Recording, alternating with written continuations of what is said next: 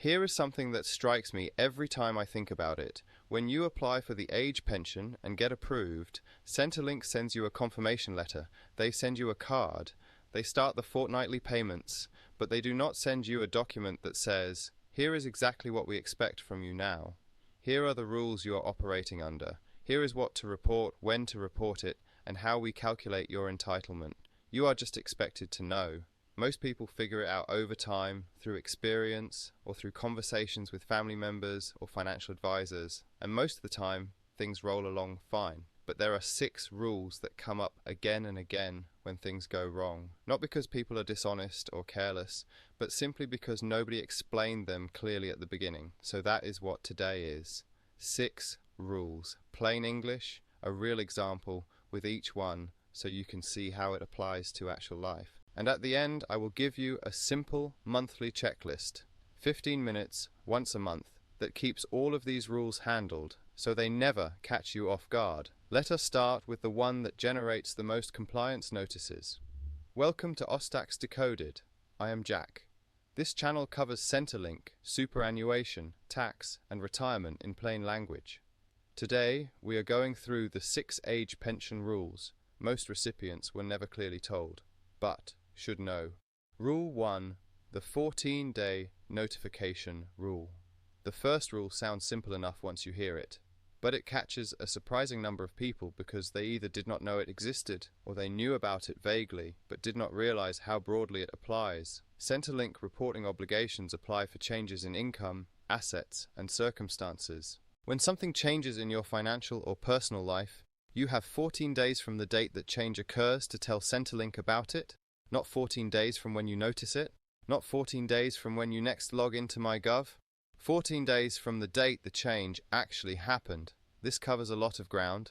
A term deposit that matures and rolls over to a slightly higher balance, a bank account you opened, a vehicle you sold, a rental property where the rent went up, a casual shift you picked up, a partner who moved in or moved out, a foreign pension payment you started receiving.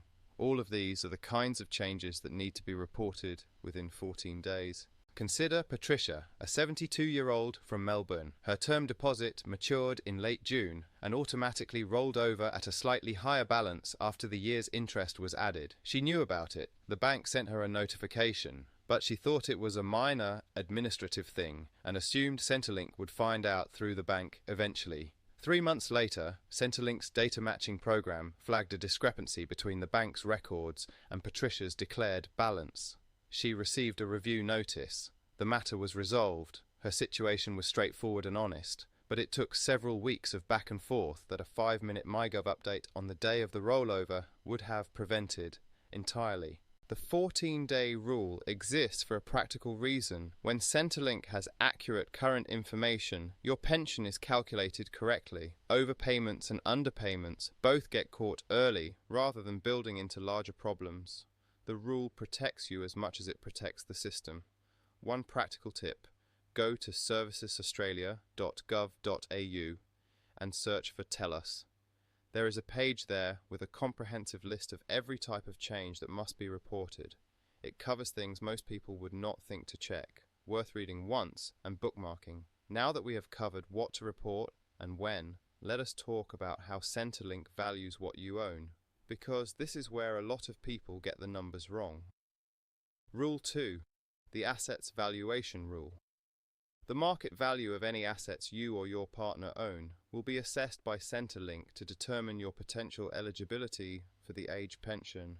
The principle here is current market value, not what you paid for something years ago, not what your insurer says it would cost to replace it brand new, what a willing buyer would pay for it today in its current condition through a normal private sale. This matters more than most people realize, and the error goes in both directions. Take Robert and Anne, a couple in their early 70s from Canberra. When they applied for the pension 4 years ago, Robert listed their caravan at $72,000, what they paid for it. Anne listed their household contents at $58,000, which was the insured replacement value from their home and contents policy. Their car was listed at $31,000, the purchase price 2 years prior. If they sat down today and estimated what each of those things would realistically sell for through a private sale or at a market, the numbers would look quite different. The Caravan, 4 years older and with wear from regular use, might fetch $44,000. The household contents, furniture, appliances, clothing, kitchen items, might realistically be worth $8,000 to $12,000 second-hand. The car is probably worth around $18,000 now. That is a significant difference from what is currently declared, and it matters because overstating your assets reduces your pension below what you are actually entitled to. Robert and Anne may be receiving less pension than they should, not because of any error on Centrelink's part, but because their declared values no longer reflect reality.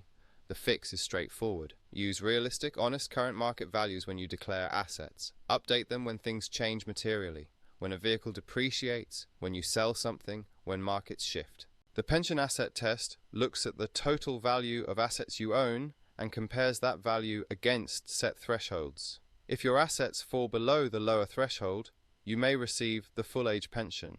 If they sit between the lower and upper thresholds, you will receive a reduced or part pension. The assets that are completely exempt include your principal home regardless of value and superannuation in accumulation phase if you have not yet reached pension age. So now you know what counts and how it is valued. Let us move on to income, because the income test has some nuances that most people miss. Rule 3. The income test rule. A single person can have up to $226 per fortnight in assessable income, and a couple up to $396 combined per fortnight before the pension reduces. Every dollar above those income-free area thresholds reduces the pension by 50 cents. Simple enough in principle, but what counts as assessable income under Centrelink's definition is not always what you might expect. Things that are assessable include net rental income from an investment property, wages from employment above the work bonus threshold, business income, and foreign pension payments. The work bonus can exempt up to $300 per fortnight of employment income for pensioners. Unused work bonus amounts accumulate in a buffer up to a maximum of $11,800. So if you have not worked in some time, you may have a meaningful buffer of protection before any employment income starts to affect your pension. Things that are generally not directly counted as assessable income include superannuation withdrawals from a taxed fund after age 60, the age pension itself, and interest from your financial assets, because Centrelink replaces actual interest with something called deemed income, which is calculated separately. That is Rule 4, and we will get to it shortly. Here is an example that illustrates the work bonus nicely. Jeff is 69 and retired, but he picks up 2 days of casual gardening work per fortnight, earning about $480. He assumes this will immediately affect his pension. But Jeff has not worked since retiring 2 years ago. His work bonus buffer has been accumulating at $300 per fortnight the entire time and has reached the maximum of $11,800. When he does the casual work, the first $300 per fortnight is automatically exempt. His buffer covers the remaining $180 for now. His pension is not affected at all for several more fortnights of similar earnings. Most people in Jeff's position do not know the buffer exists. You can check your current work bonus balance by logging into MyGov and looking under your payment details. It can genuinely change how you think about occasional paid work in retirement. One more important point. Centrelink runs both the income test and the assets test, then pays you whichever gives the lower pension. So if your assets test produces a higher pension than your income test, the income test result is what you receive. Understanding which test is actually reducing your pension, if either is useful for understanding your own situation clearly. Right, so income is more nuanced than most people assume. Now, let us talk about the part of the income test that causes the most confusion: deeming. Rule 4. The deeming rule. The deeming rule is probably the most misunderstood part of the entire age pension system. And once you understand it, you will see why the balance you declare for your savings accounts and investments matters so directly to your pension. Rather than asking what your bank accounts and super fund actually earned, Centrelink applies a fixed assumed rate of return to your financial assets and calls that your income from them. It does not matter whether your term deposit is paying 4.5% or 1.8%. Centrelink applies its own rate to the total balance. Rather than assess your actual investment earnings, Centrelink applies assumed rates of return to your financial assets, regardless of what those assets actually earn.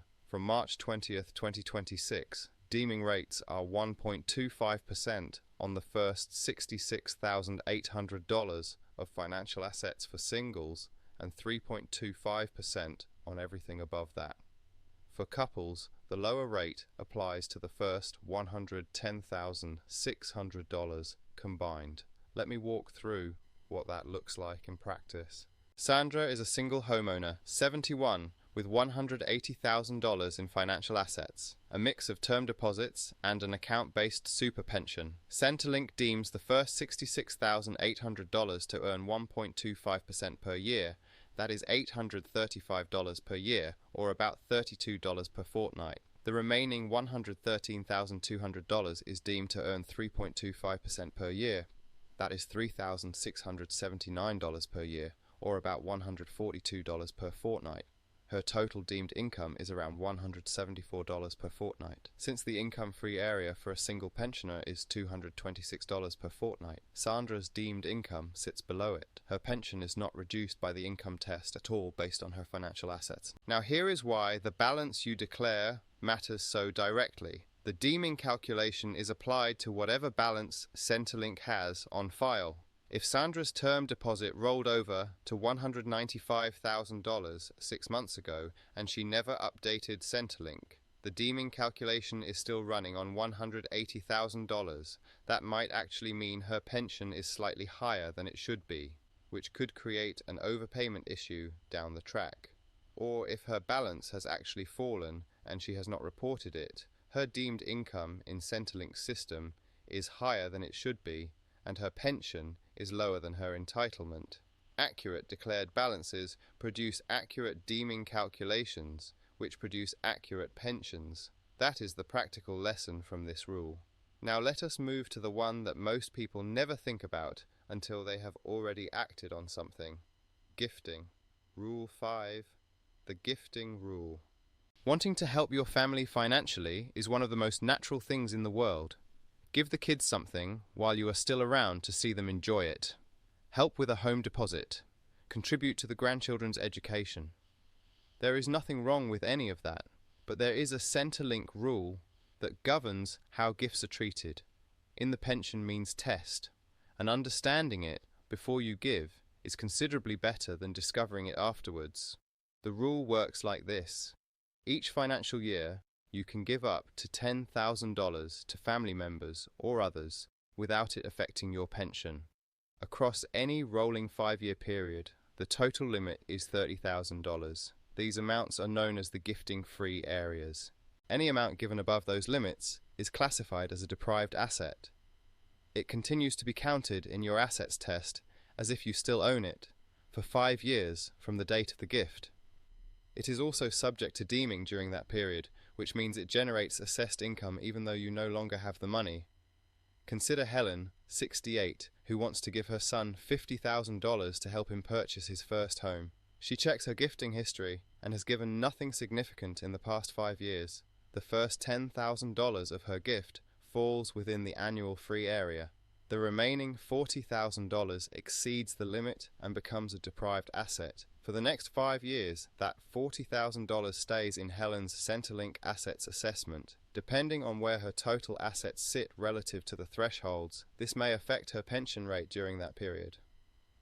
She made an informed, generous decision, but knowing the rule beforehand meant she understood the full picture before transferring the money. Does this mean you should not help your children?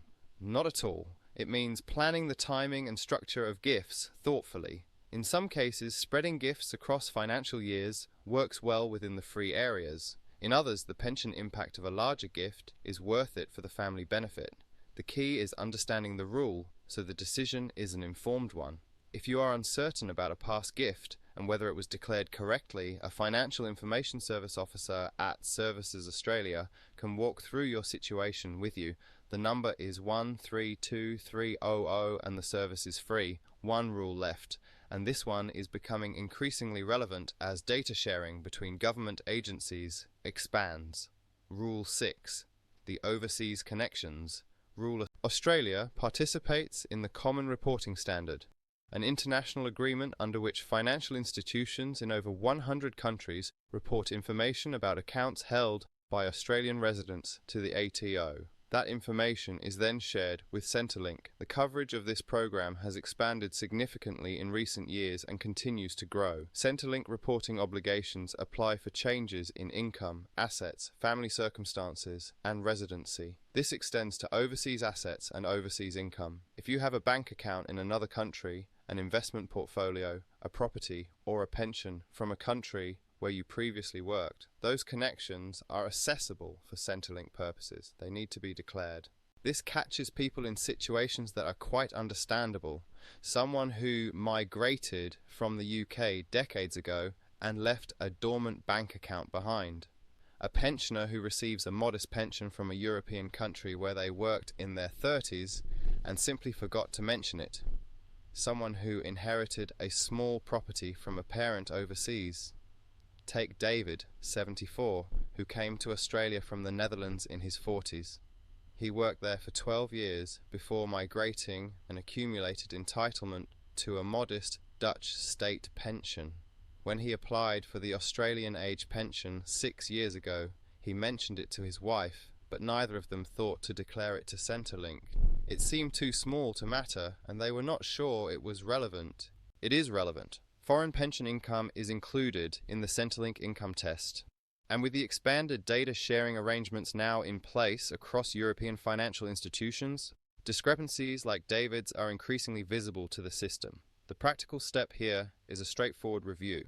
Do you have any overseas bank accounts, investments, properties, or pension entitlements?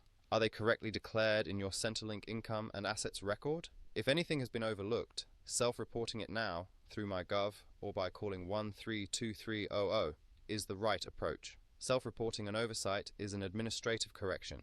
Centrelink finding something through data matching that was not declared is a compliance matter. The process and the consequences of those two situations are quite different. Acting proactively is always the better path. Your monthly habits checklist. Understanding these 6 rules is the first step, but the real protection comes from a small regular routine that keeps your Centrelink records accurate without requiring a lot of time or effort. Here is a monthly checklist. It takes about 15 minutes and handles most of what these rules require. Check 1. Open MyGov and read every notification in your Centrelink inbox. If anything has arrived that requires a response, action it promptly. Do not leave notifications unread. Check 2. Compare your current bank account balances to what is declared in your Centrelink income and assets record. If any balance has changed materially, update it. Check 3. If you received any financial statements this month from your super fund, your share portfolio, your investment manager, compare those figures against your Centrelink declarations. Update anything that differs. Check 4. If you made any financial gift to a family member this month, note the amount and date. Keep a simple record of gifts across the financial year relative to the $10,000 annual free area. Check 5. If you traveled overseas or returned from an overseas trip, confirm your travel was correctly reported to Centrelink if required. That is the whole checklist. 5 checks, 15 minutes, once a month. Report on time. Set a recurring reminder for your reporting day. Keep records of pay slips, business income, and bank statements. And if anything in your situation feels uncertain or complicated, Services, Australia's financial information service, is free and staffed by officers specifically trained in age pension rules. A phone appointment covers a lot of ground and costs nothing. Call 132300 and ask to book a financial information service appointment. 6 rules. None of them unreasonable. None of them designed to trip people up. They exist so the pension system can assess each person's actual situation accurately.